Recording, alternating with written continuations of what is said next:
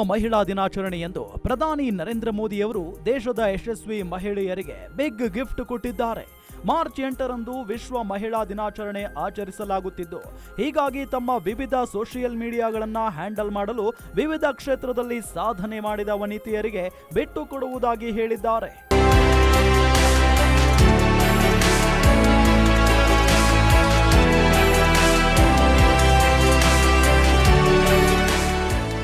ತಮ್ಮ ಮನ್ ಕಿ ಬಾತ್ ಕಾರ್ಯಕ್ರಮದಲ್ಲಿ ಈ ಬಗ್ಗೆ ಮಾತನಾಡಿದ ಪ್ರಧಾನಿ ನರೇಂದ್ರ ಮೋದಿಯವರು, ವಿವಿಧ ಕ್ಷೇತ್ರಗಳಲ್ಲಿ ಸಾಧನೆ ಮಾಡಿದ ಮಹಿಳೆಯರು ತಮ್ಮ ಅನುಭವ ಹಾಗೂ ವಿಶೇಷ ಸಂದೇಶವನ್ನ ತಮ್ಮ ಸೋಷಿಯಲ್ ಮೀಡಿಯಾ ಖಾತೆಯಿಂದ ಜನರಿಗೆ ತಿಳಿಸಬಹುದು ಅಂತ ಮೋದಿ ಹೇಳಿದ್ದಾರೆ.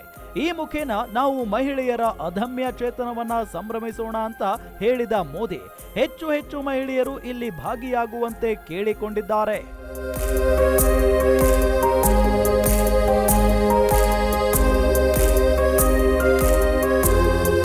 ಮಾರ್ಚ್ 8ರಂದು ದೇಶದಲ್ಲಿ ವಿವಿಧ ಕ್ಷೇತ್ರಗಳಲ್ಲಿ ಅದಮ್ಯ ಸಾಧನೆ ಮಾಡಿದ ಮಹಿಳೆಯರಿಗೆ ಮೋದಿಯವರ ಸೋಷಿಯಲ್ ಮೀಡಿಯಾಗಳಾದ ಎಕ್ಸ್, ಫೇಸ್ಬುಕ್, ಯೂಟ್ಯೂಬ್, ಇನ್ಸ್ಟಾಗ್ರಾಮ್ ಇವೆಲ್ಲವನ್ನು ಯಶಸ್ವಿ ಮಹಿಳೆಯರೇ ಹ್ಯಾಂಡಲ್ ಮಾಡುವಂತೆ ಹೇಳಿಕೊಂಡಿದ್ದಾರೆ.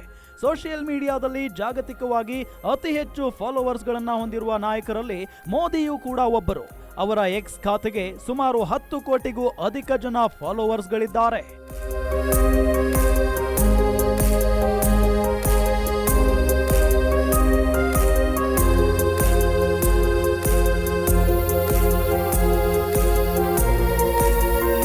ಇನ್ನು ಮುಂದುವರಿದು ಮಾತನಾಡಿರುವ ಮೋದಿ ಅವರು ದೇಶದ ಜನರಿಗೆ ಮತ್ತೊಂದು ಮನವಿಯನ್ನ ಮಾಡಿದ್ದಾರೆ.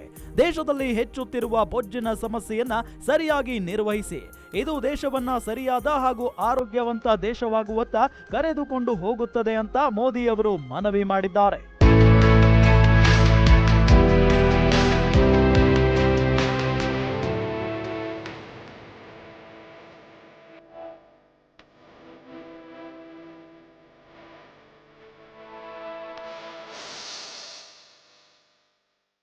ದೇಶದ 8 ಜನರಲ್ಲಿ ಒಬ್ಬರು ಈ ಬೊಜ್ಜು ಸಮಸ್ಯೆಯಿಂದ ಬಳಲುತ್ತಿದ್ದಾರೆ. ಕಳೆದ ಕೆಲವು ವರ್ಷಗಳಿಂದ ಅವರ ಸಂಖ್ಯೆ ದ್ವಿಮುಖವಾಗುತ್ತಿದೆ. ಅದಕ್ಕಿಂತ ದೊಡ್ಡ ಚಿಂತಾಜನಕ ವಿಷಯ ಅಂದ್ರೆ ಮಕ್ಕಳಲ್ಲಿ ಈ ಬೊಜ್ಜಿನ ಸಮಸ್ಯೆ 4 ಪಟ್ಟು ಹೆಚ್ಚುತ್ತಿದೆ. ಹೀಗಾಗಿ ಬೊಜ್ಜು ನಿರ್ವಹಣೆಯ ಬಗ್ಗೆ ಕಾಳಜಿ ವಹಿಸಿ ಅಂತ ಹೇಳಿದ್ದಾರೆ.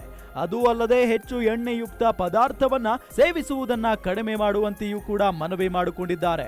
10 ಜನರು ಈ ಒಂದು ಮಾರ್ಗವನ್ನ ಅನುಸರಿಸಿ ಆ 10 ಜನರಲ್ಲಿ ಒಬ್ಬೊಬ್ಬರು 10 ಜನರಿಗೆ ಮಾರ್ಗದರ್ಶನ ಮಾಡಿ ಅಂತ ಹೇಳಿದ್ದಾರೆ.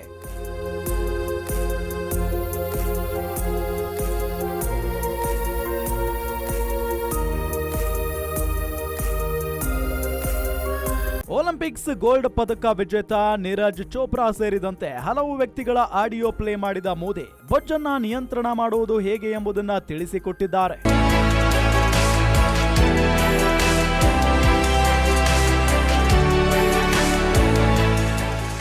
ಇದರ ಜೊತೆಗೆ ಮನ್ ಕಿ ಬಾತ್ ನಲ್ಲಿ ಜನರಿಗೆ ಒಂದು ದಿನದ ವಿಜ್ಞಾನಿಯಾಗಲು ಸಲಹೆ ನೀಡಿದ್ದಾರೆ. ಹತ್ತಿರದ ತಾರಾಲಯ ಹಾಗೂ ಪ್ರಯೋಗಶಾಲೆಗಳಿಗೆ ಸೈನ್ಸ್ ಡೇ ದಿನ ಭೇಟಿ ನೀಡುವ ಮುಖೇನ ಒಂದು ದಿನದ ವಿಜ್ಞಾನಿಯಾಗಿರಿ ಅಂತ ವಿದ್ಯಾರ್ಥಿಗಳಿಗೆ ಹೇಳಿದ್ದಾರೆ. ಅದು ಅಲ್ಲದೆ ಸದ್ಯ ಪರೀಕ್ಷೆ ಬರೆಯುತ್ತಿರುವ ವಿದ್ಯಾರ್ಥಿಗಳಿಗೆ ಪರೀಕ್ಷೆಗಳನ್ನ ಒತ್ತಡ ರಹಿತವಾಗಿ ಸಂತೋಷವಾಗಿ ಬರೆಯಿರಿ ಅಂತ ಸಲಹೆ ಕೂಡ ನೀಡಿದ್ದಾರೆ.